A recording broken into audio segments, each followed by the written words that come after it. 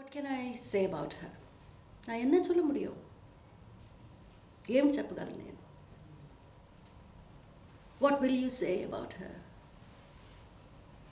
Such a woman, such a complex subaltern, a woman with so many names who did not have a proper name.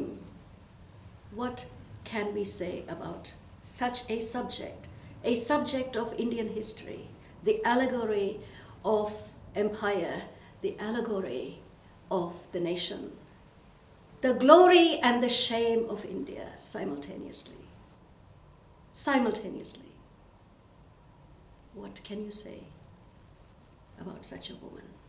The historian will have to necessarily plot a moment of, an originary moment, a beginning, if not an originary moment, a beginning, and or an ending. So, beginning, impossible. Ending, one can plot in this history of this particular woman. The ending, I said in my dissertation, was in 1887. This was the year when devadasi, they were writers, they were historians, they were singers, they were dancers, they were priestesses. When one woman, devadasi, by the name Muddupalani, she wrote a text called Radhika Santvanamu, appeasing Radhika, the desire of Radhika, the desire of a woman for a god-man, Krishna. Yeah. So she wrote this book. It is a genre, Shringara Prabandham. You know, like Shakespeare's couplet. This is in India, Shringara Prabandham. So she wrote this in verse, this poem, this love poem. And the Orientalist scholars couldn't relate, did not want to relate to this text. And they condemned it as a book written by a prostitute, and therefore to be censored because it was lewd, it was, it was lascivious and unhealthy. So the book was excised, first by the Orientalist, in the Orientalist archive, in translations into English. She's a public adulteress, so we have to excise the book. But the book was excised, it was removed from the shelves, but another devadasi republished the book in 1927, Bangalore Nagaratnamma. She said, "This is, how can you excise?" Oh, not only was the book declared to be, obscene and not to be published and not to be read. Oh, but the most important, and this returns back to what I was speaking about or saying, the colophon in the poem was excised. What is a colophon? Because these were matrilineal traditions and civilizational traditions, when the author writes, she doesn't name herself as I am Muddupalani writing this book, writing this poem. She will name her ancestry in the signature. That's the colophon. The colophon was excised. And so I marked that, as other feminists have done, as the moment for the excision of this, the ending of a certain history, 1887. The colophon is excised. The text is excised. A way of life is excised. Yeah, severed irrevocably. Irrevocably. So that's 1887, and then immediately after that in 1890. Oh, so there's the anti-notch movement, and then its downfall from that time on, up until 1947, when the Act will abolish this whole system as it had to be abolished. Right? It was untenable as an institution. So, so the text is excised in 1887.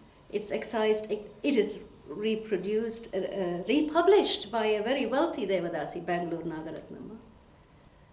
And so this text, this book became for me, the pathway, it charted, it took me as the historian writing in the late 20th century into the 19th century pre-colonial nation forward to the 20th century, continuing down to the present. So I'll just end with this song that this book is the pathway, is the route, is the way one charts not the beginning of this tradition, but the ending of this tradition.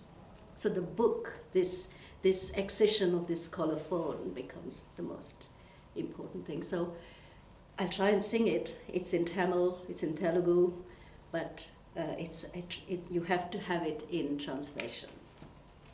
And translation, because translation is the issue.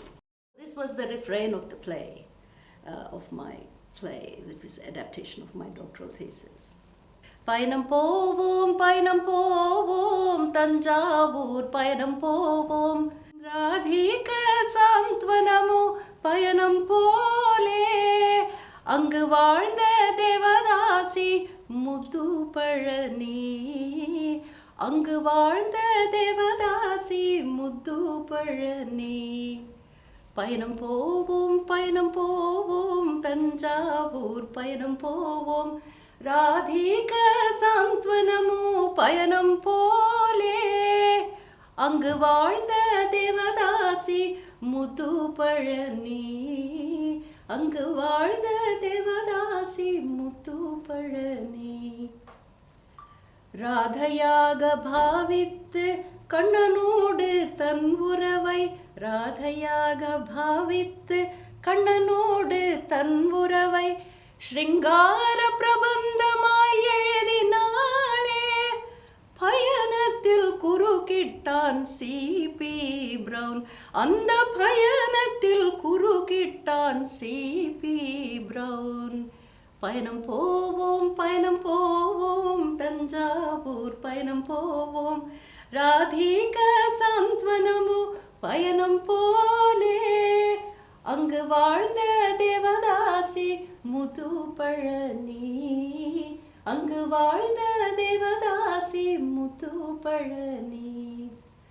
Bengaluru devadasi Nagarathnamma, Bengaluru devadasi Nagarathnamma, மீண்டும் அந்த புஸ்தகத்தை பறிப்பேத்தாள், தியாகராஜ உற்சவத்தை நடத்தி வைத்தவள், அந்த தியாக பிரம்ம உற்சவத்தை நடத்தி வைத்தவள். பயணம் போவோம் தஞ்சாவூர் பயணம் போவோம், ராதிக சாந்த்வனமு பயணம் போலே, அங்கு வாழ்ந்த தேவதாசி முத்துப்பழனி, அங்கு வாழ்ந்த தேவதாசி முத்துப்பழனி.